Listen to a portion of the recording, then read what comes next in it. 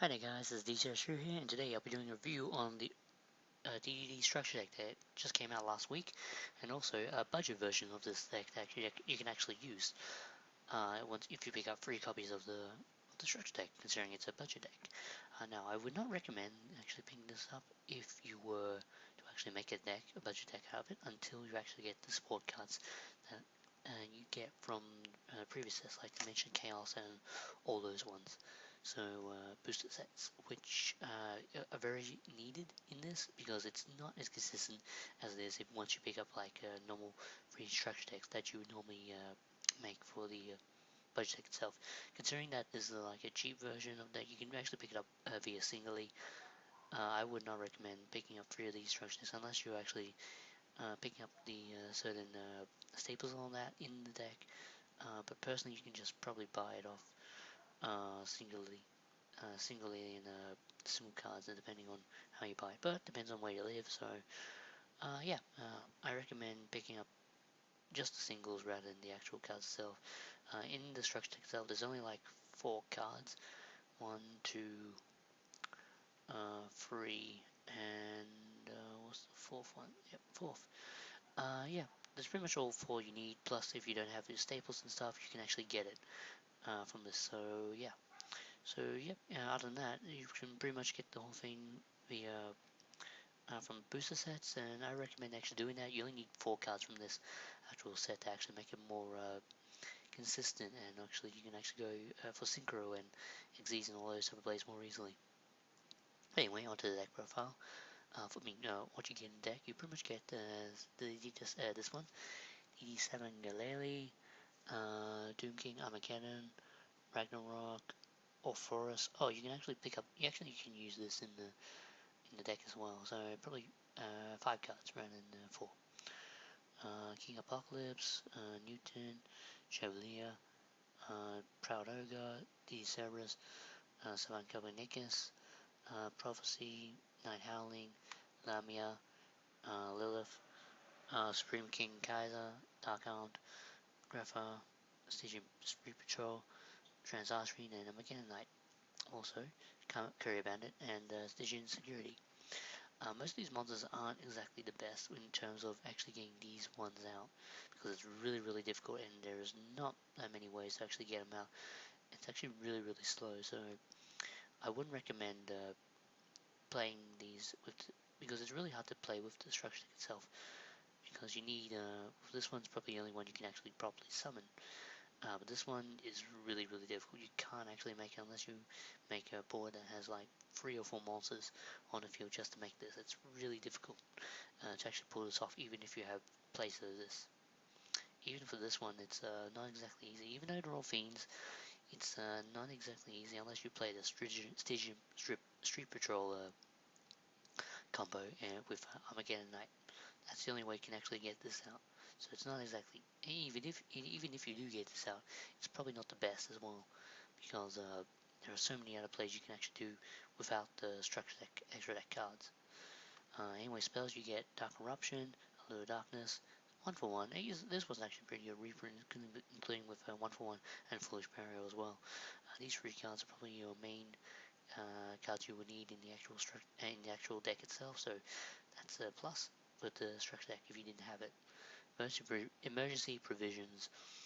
Forbidden Dark Contract with the Swamp King. This is a new one that actually came out. It's actually not that bad, but you can only summon DDDs rather than DDs themselves.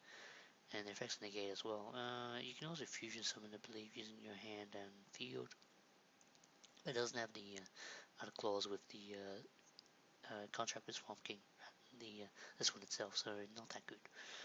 Contract with Yamikai, that's actually a new one. It's still alright, it's not the best. This one's your main spell, Dark Contract with the Dark Gate. It's pretty much your rotor for the deck. It's really good. You need this to actually do stuff.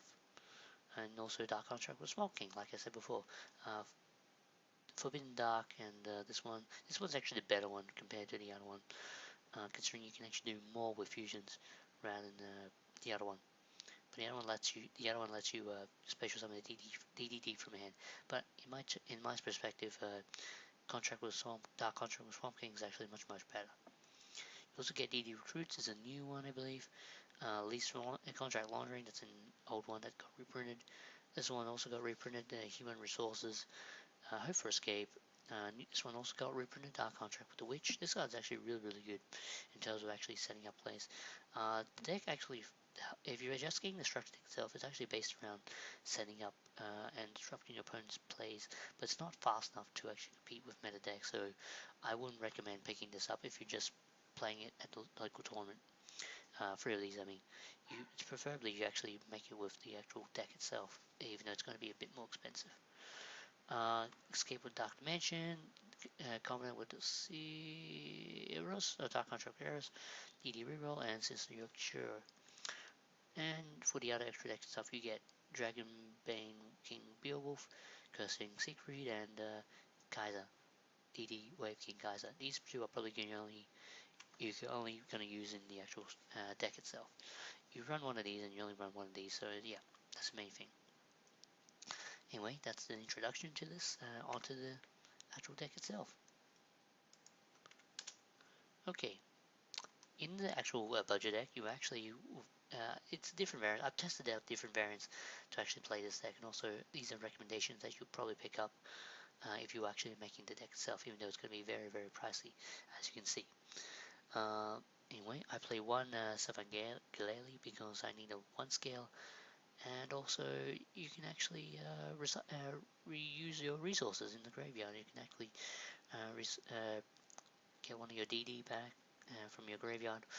Oh, sorry, you can actually get back one of your DD you control just to combo off again, and also you can actually recycle your, not recycle, you can bring back your Dark Contracts as well.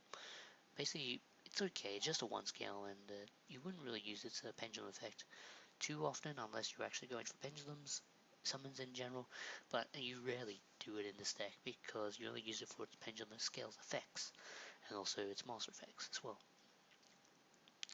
Obviously, you play Free King Ragnarok, it's really good. It's really important in this deck, and also in any DD deck, because it allows you to summon back your DDs that you sent to graveyard early on in the duel, or sent to graveyard early on in the duel.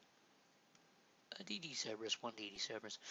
One's Digit Street Patrol. I tried playing with 2 in testing. It's not that good. You do brick with it quite often. So 2 is, I put it down to 1. So preferably you can play 2 if you want, but don't play any more than 2. 1 is actually fine as it is. In combination with Armageddon Knights, you can actually dump this and actually do stuff. 3 Armageddon Knights, 1 Orthros, 2 La Elves, 3 Copernicus, 2 Night Howlings. I run 2 Night Howlings and DD Lilith because I don't like it 3, and 2 is actually all you need. 1 to 2 actually. It's not that good, but it's your choice. And 3 DD Lamias. Also for the final ones, you run 3 Keplers. Keplers are very important when it comes to searching your contracts. It's really important. I run 2 Dark Eruptions, 3 Allure Darkness, 1 for 1, and 1 Foolish Burial for the staples in a way. I decided to run 1 Foolish Dark Contract with Swamp King because I was missing 1 card, and I suppose I could run it. There's not many good cards you can actually play in the structure deck, so I decided to play one of this so you can actually summon this out. It's not bad, but depends. 3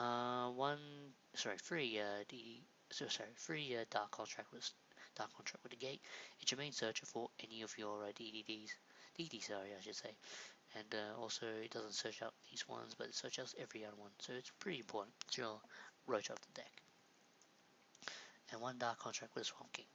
Also, I run 1D Recruit, 1 Lease Contract Laundering, 1 Dark Contract with a Witch, and 2 Escape from the Dark Dimension, because in case you banish it with a lure, or in case it gets in case you banish your stuff somehow, like with DD Lilith, you can always bring it back. So yeah, Lamia, sorry. It's actually a pretty good combo in terms of actually synchroning up just to get this on the field, which is really hard. Anyway, you run pretty much playsets of all the extra deck stuff. So you run 3 Dragon Bane King Beowulf, 3 Curse King Siegfried, and 3 Wave King Caesar. It's really hard to bring these ones out actually. This one's not as hard, but these ones are actually very hard to bring out. In terms of actually trying to make the structure, in terms of trying to make the deck itself an actual competitive deck, you will need these specific cards. You will need a Savant Thomas. You really need a place that's of the in this case, try and get your hands on as many as possible for the DD Swell Slime and Necro Slime. It's very, very important because it allows you to go into your fusion plays, such as your Flame King Genghis, which you can get from the tin, and also your DDD Oracle King Diak, which you can use these two to actually summon these two really simply. And it allows you more simply, and also you can get into Cursing Secret much more easier than considering they're level 7, level 6, you can actually synchro up for level 7 with Curse King Alexander, and then you can synchro it up again with Lamia for Curse King Siegfried, which is very, very important. Preferably you run 2 to 3 Thomas. You max out the swirls. It's very the slimes. It's very, very important in this actual deck itself. You probably run 1 Wave King. Probably 1 to 2 depending on how you want to run it for the King Dark. Some people run 3. You can actually run 2 to 3 of these. I recommend testing out 2 at first. Probably pick up a playset in case you actually want to test it out, but I recommend 2 for a start. I play only 2 in my deck, which I will probably upload later on when I get time. In a week, depending on if I get time. 1 Trishula. It's optional. You don't have to run Trishula, but it's pretty useful when you can actually get out. It's actually not that hard to actually summon in this deck because you can summon because all you need is Genghis and level 2 and also or the Arc and 2 level 1s. 1 Tuna, which is Lamia, and also Kepler as well, which is really easy. Or slime, sorry, Necro Slime. You can actually summon slime as well to make Trishula, which is really simple. Crystal Wings are very pricey at the moment, so I wouldn't recommend picking up unless you actually got the card itself. I wouldn't recommend picking up unless you're actually making this competitively. You need 1 at least, 1 Gus King Alexander. I probably wouldn't run more than 1, but 1 is actually pretty good in this deck. You can actually make 2 pretty easily in this. I've play tested a lot with this. 2 is actually pretty common to actually make in this deck, so yeah, you can run 1 to 2 depending on how many you want to run. But I recommend only testing 1 for the moment, unless you actually want to play 2. TG Hyper Librarian allows you to go into your synchro plays more easily, and it's also a 2400 beat stick as well, which is very good. How you get into it is you have this. You play Copernicus and also Lamia, and you can synchro into a Hyper Librarian. That's how you do it. Formula as well, you can also do Formula if you're playing the level 3s and stuff, or you can do other stuff as well. Formula allows you to go into your synchro plays, and it's really good. Do a Dawn King Kaliuga. It's a one-off. I probably wouldn't run more than 1. It's really not easy to summon. So yeah, you can probably just run 1 of these. Hope Harbinger is actually another pricey card as well. I wouldn't recommend picking up more than 1. It's a one-off. You don't really need more than 1. And Beatrice is optional as well. Some people do run it, some people don't. Beatrice is very actually good in this deck because you can actually bring it out if you're overlaying with 2 Genghis, and you can send your combo pieces later on in the duel. So you can summon, you send out an Lamia, or you can send out the slime as well.